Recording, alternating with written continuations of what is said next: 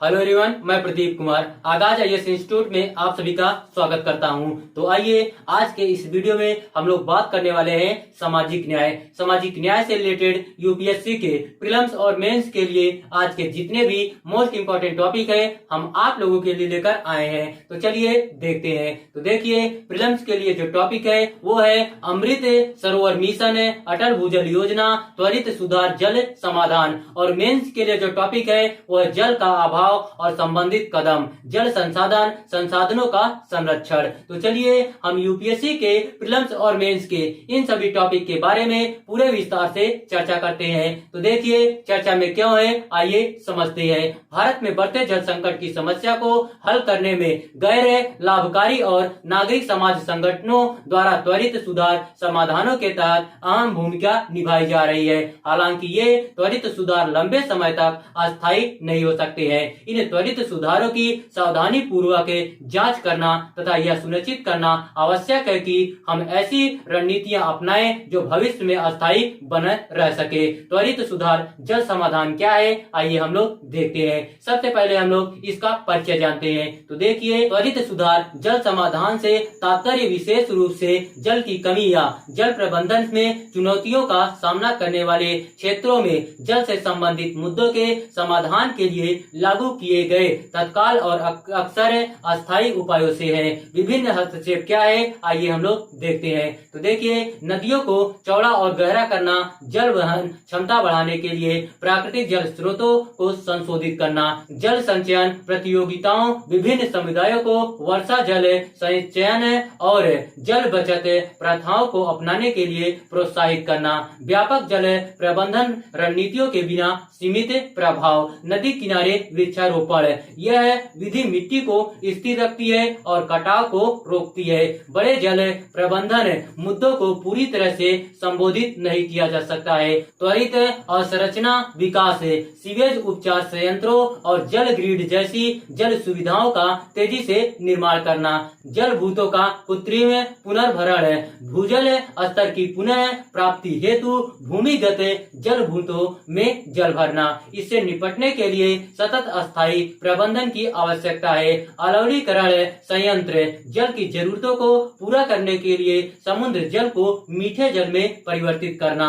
ऊर्जा गहन और महंगा होने के कारण यह कुछ स्थानों या कुछ क्षेत्रों में कम व्यवहार्य हो जाता है। त्वरित सुधार जल समाधान पहल क्या है, आइए हम लोग देखते हैं। सबसे पहले हम लोग जल युक्त शिवार अभियान के बारे में जानते हैं। तो देखिए, महाराष्ट्र सरकार की पहल 2014 का उद्देश्य नदी को चौड़ा करने और गहरा करने, बांधों को जांच करने और गाद निकालने के माध्यम से वर्ष 2019 तक राज्य को सूखा मुक्त बनाना है। विशेषज्ञ इसे अवैज्ञानिक पारिस्थितिकी के रूप से हानिकारक के होने के कारण इसकी आलोचना करते हैं, जिससे अपरदन, जैव विविधता हानि और बाढ़ के जोखिम में वृद्धि होती है। वाटर कप क्या है, आइए देखते हैं। तो देखिए, वर्ष 2016 में एक गैर लाभकारी संगठन द्वारा शुरू की गई एक प्रतियोगिता ने महाराष्ट्र के गांवों को सूखे से बचाव हेतु जल संचयन के लिए प्रोत्साहित किया।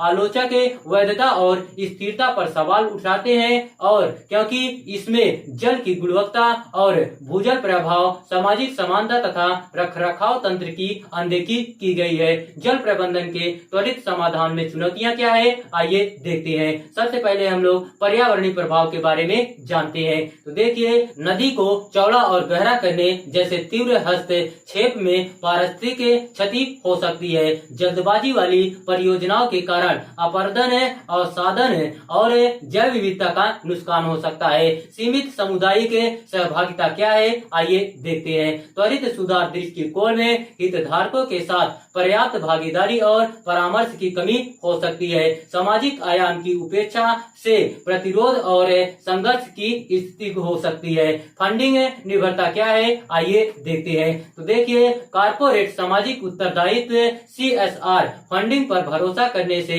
निर्णय लेने की स्वतंत्रता सीमित हो सकती है। सामुदायिक आवश्यकताओं के बजाय दाताओं के हितों से प्रभावित परियोजनाओं को प्राथमिकता देना। भूजल प्रबंधन की उपेक्षा क्या है, आइए हम लोग देखते हैं। तो देखिए, सतही जल समाधानों पर ध्यान केंद्रित करने से भूजल की महत्वपूर्ण भूमिका की अनदेखी हो सकती है। सतत जल आपूर्ति पूर्ति के लिए भूजल पुनर्भरण और प्रबंधन महत्वपूर्ण है। परस्पर विरोधी कार्यक्रम क्या है, आइए देखते हैं। कुछ राज्य परियोजनाएं सामुदायिक और पर्यावरणीय हितों के अनुरूप नहीं हो सकती है। उदाहरण नदी तट विकास, केंद्रीकृत सीवेज ट्रीटमेंट, विशाल जल ग्रिड।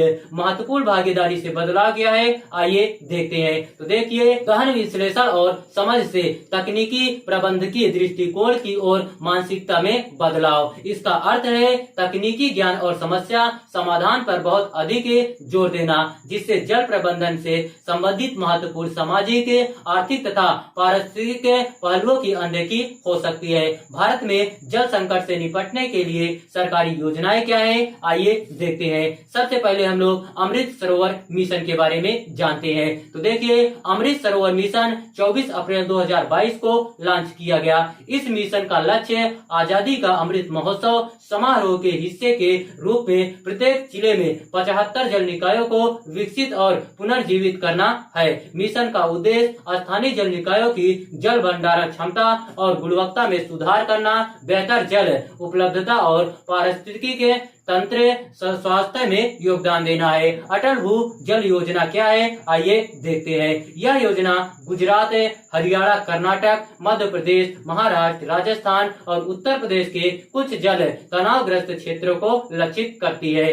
अटल भूजल योजना का प्राथमिक उद्देश्य अस्थायी भूजल प्रबंध के लिए स्थानीय समुदायों को शामिल करते हुए वैज्ञानिक तरीकों से भूजल की मांग का प्रबंधन करता है। केंद्रीय भूजल प्राधिकरण क्या है, आइए देखते हैं। तो देखिए, CGWA देश भर में उद्योगों, खनन परियोजनाओं और बुनियादी ढांचा परियोजनाओं द्वारा भूजल के उपयोग को नियंत्रित और विनियमित करता है। CGWA और राज्य दिशा निर्देशों के अनुरूप भूजल निकासी के लिए अनापत्ति प्रमाण पत्र NOC जारी करते हैं, जिससे जल का उत्तरदायित्वपूर्ण उपयोग सुनिश्चित होता है। राष्ट्रीय जल वृत्त मानचित्रण कार्यक्रम NAQUIM क्या है, आइए देखते हैं। तो देखिए, केंद्रीय भूजल बोर्ड देश में 25.15 लाख वर्ग किलोमीटर के क्षेत्र को शामिल करने वाले जल वृत्तों के मानचित्रण के लिए NAQUIM लागू कर रहा है। सूचित हस्तक्षेप की सुविधा के लिए